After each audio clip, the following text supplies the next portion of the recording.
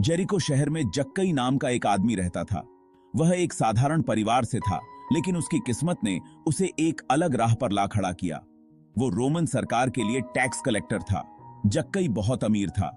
उसकी अमीरी का कारण उसका काम था, जो उसे लोगों से ज्यादा टैक्स वसूलने की अनुमति देता था। उसने अपना धन लोगों से ज्यादा टैक्स लेकर कमाया था।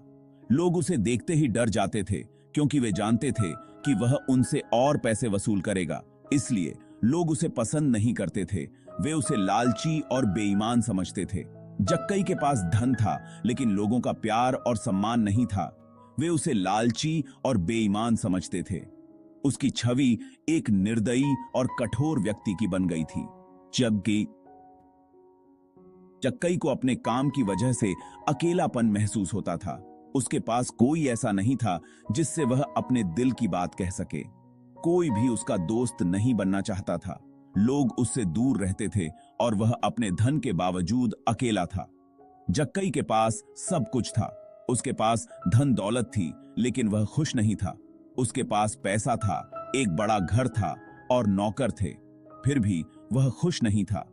उसके जीवन में कुछ कमी थी और नौकर थे, फिर भी वह खुश नहीं था। उसे एहसास हुआ कि पैसा से खुशी नहीं खरीदी जा सकती। उसे एहसास हुआ कि पैसा से खुशी नहीं खरीदी जा सकती। उसके पास सब कुछ होते हुए भी वह अंदर से खाली महसूस करता था। जक्कई को अपने जीवन में एक खालीपन महसूस होता था। वह सोचता था कि आखिर उसकी जिंदगी का मकसद क्या है। वह एक बदलाव चाहता था। उसे अपने जीवन में एक नई दिशा की तलाश थी। जक्कई ने परमेश्वर के बारे में सुना था। उसने सुना था कि परमेश्वर पापियों से प्रेम करते हैं और उन्हें माफ कर देते हैं। उसने सुना था कि परमेश्वर पापियों से प्रेम करते हैं और उन्हें माफ कर देते हैं। यह सुनकर उसके मन में एक नई उम्मीद जागी। जक्कई के मन में उम्मीद की एक किरण जागी। उसे लगा कि शायद परमेश्वर उसकी भी मदद कर सकते हैं और उसे एक नया जीवन दे सकते हैं। एक दिन जक्कई ने सुना कि यीशु नासरी जेरिको आ रहे हैं। यह खबर सुनते ही उसके मन में एक अजीब सी उत्सुकता जाग उठी। यीशु के चमत्कारों और शिक्षाओं के बारे में बहुत चर्चा थी। लोग उनके द्वारा किए गए अद्भुत कार्यों के बारे में बातें कर रहे थे। उनके द्वारा किए गए थी। कुछ लोगों ने यीशु को पापी कहा। वे उनके कार्यों और शिक्षाओं पर संदेह कर रहे थे। दूसरों ने उन्हें उद्धारकर्ता कहा। वे मानते थे कि यीशु ही वह मसीहा है जिनका इंतजार था। जक्कई यीशु को अपनी आंखों से देखना चाहता था।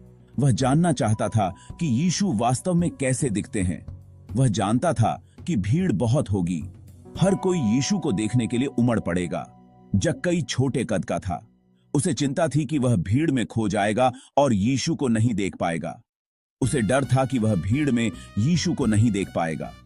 लेकिन उसकी उत्सुकता और दृढ़ संकल्प ने उसे हार मानने नहीं दिया।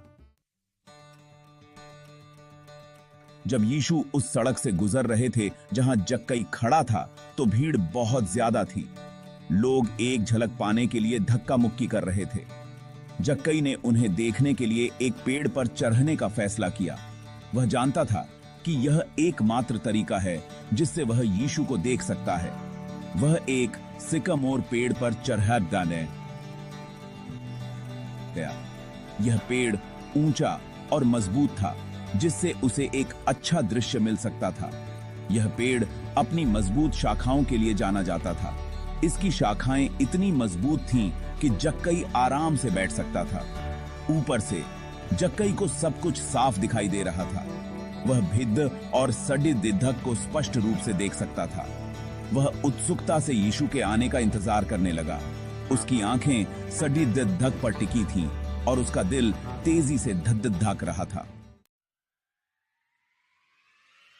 जैसे ही यीशु उस पेड़ के पास पहुंचे, उन्होंने ऊपर देखा और मुस्कुराए। जक्कई, जल्दी से नीचे उतर आ।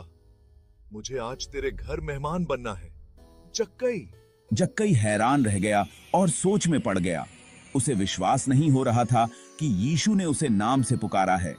जल्दी से नीचे उतरकर जक्कई ने यीशु का अपने घर में स्वागत किया।